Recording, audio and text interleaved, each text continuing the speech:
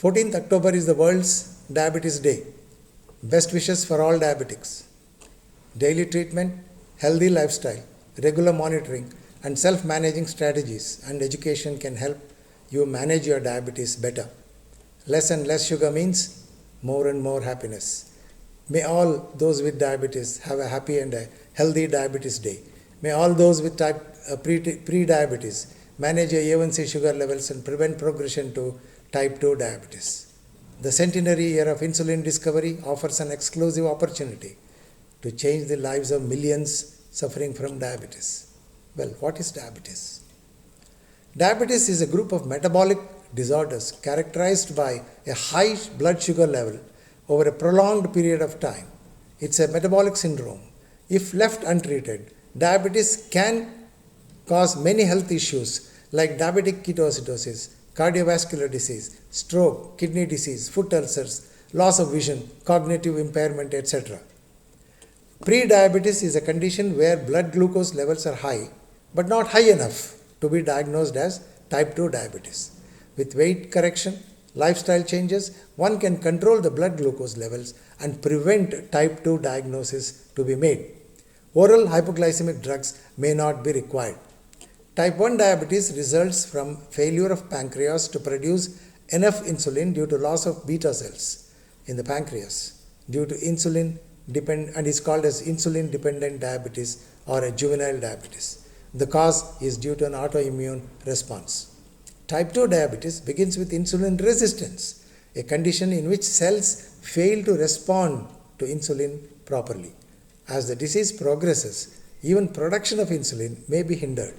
Genetic and environmental factors, obesity and lack of physical exercise cause type 2 diabetes. Gestational diabetes is a form of diabetes that develops during pregnancy. 90% of the gestational diabetic cases will return to normal once the baby is born. Insulin is the principal hormone that regulates the uptake of glucose from the blood into most cells of the body. Therefore, either the deficiency of insulin or increased resistance to insulin play a pivotal role in all forms of diabetes mellitus. Unfortunately, even after 100 years of discovery of insulin, millions of people with diabetes around the world cannot have access to the care they need. The question is, access to diabetic care, if not now, when? 1 in 2 patients do not get adequate care. 70% pay for the medicines out of their own pocket. The cost of treatment drives 40% of Indians below the poverty line. The Indian population lacks a general awareness about the diabetes and its complications. The delay in presentation and diagnosis increases the burden of disease. Type 2 diabetes remains undetected for a long time and may be diagnosed only with the onset of complications like infections, heart attack, stroke, loss of vision, etc. Hello friends, I am Dr. Prabhudev, former Director, Jayadeva Institute of Cardiology, former Vice Chancellor, Bangalore University, former Chairman of the State Health Commission, Karnataka. I want to share some of my thoughts on ABCDE of diabetic management. It is a 360-degree approach for diabetic management. If this helps some of you in managing your diabetes, helps in preventing a heart attack, or helps preventing a stroke, or avoid an amputation, I feel the effort is worth. India may not be the diabetic capital of the world, but we are getting there. Diabetes is the new epidemic in India. India stands second in the world with 77 million diabetics and 37 million pre-diabetics. It is estimated to reach 135 million by 2045. Here in India, type 1 diabetes is rare. Diabetes is a major cause of heart attack, blindness, stroke, and lower limb amputations and kidney failure. There is no cure for diabetes, but with adequate treatment and self-management strategies, a person can live long and lead a healthy life. Regular exercises, controlled carbohydrate intake, normalize BP, normal body weight, controlling stress are some of the ways to control and prevent diabetes. The causes of diabetes in India are multifactorial and includes genetic factors and environmental influences, obesity and sedentary lifestyle with rising living standards and a steady urban migration.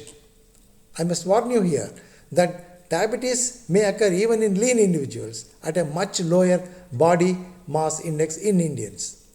Even lean individuals may get diabetes. The hypercholesterol levels and dyslipidemias make Indians more prone to development of complications of diabetes at an early age of 20 to 40 years. 25% of them develop neuropathies. 24% develop cardiovascular complications like heart attacks and strokes. 21% develop renal complications and kidney problems. 17% develop retinopathy and loss of vision. 5.5% foot ulcers leading to amputations. Now, what is this 360-degree approach for diabetic management, or ABCDE of diabetic management? Well, A stands for A1C or HbA1c levels of or glycosylated hemoglobin levels. B stands for BP readings, C for cholesterol, D for drugs and medication, E for exercise. Let us take up one by one. Let us look at HbA1c results and its interpretation. Red blood cells live an average life of 3 months. The glycosylated hemoglobin reflects the average sugar levels that the cells are exposed to the sugars. The A1C is an average of all your blood sugar readings like fasting, postprandial, random and before bedtime sugar levels. The HbA1c 6.5% or higher indicates diabetes with an average sugar level of 140 milligrams per deciliter and above.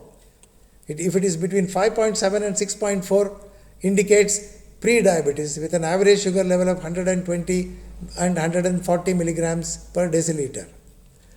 If it is below 5.7%, normal with a range of blood sugar around 97 milligrams per deciliter. A combination of diet, exercise and medication can bring levels of glycosylated hemoglobin down. People with diabetes should have an HbA1c test every 3 months to make their blood sugar is in the target range. People with low hemoglobin or anemia may get misleading results. Now let us look at blood pressure and diabetes. Normal BP is 119 by 79 millimeters of mercury or lower. Diabetes and high blood pressure often go together and are referred to as vicious twins. An ambulatory blood pressure monitor is a device that you wear. It measures your BP while you are on the go, day and night. The recorded BP helps to decide your treatment. Normal BP 119 by 79. Hypertension stage 1. It is BP between 120 to 129 of systolic and 80 of diastolic. Hypertension stage 2. 130 to 139 of systolic and 80 to 89 of diastolic. Hypertension stage 3. 140 or higher of systolic and 90 or higher of diastolic. You have another stage called as hypertensive crisis. Systolic of over 180 and a diastolic pressure of over 120. It needs an emergency treatment. Any form of blood pressure needs both non-drug management like sodium restriction, normalization of weight, moderately intense physical activity, and management of stress. Drug therapies include ACE inhibitors, beta blockers, diuretics. Usually a combination of drugs is necessary to normalize the BP quickly in diabetes. Now let's look at cholesterol and diabetes. The management of diabetic dyslipidemia is a key element in prevention of cardiovascular events in individuals with type 2 diabetes.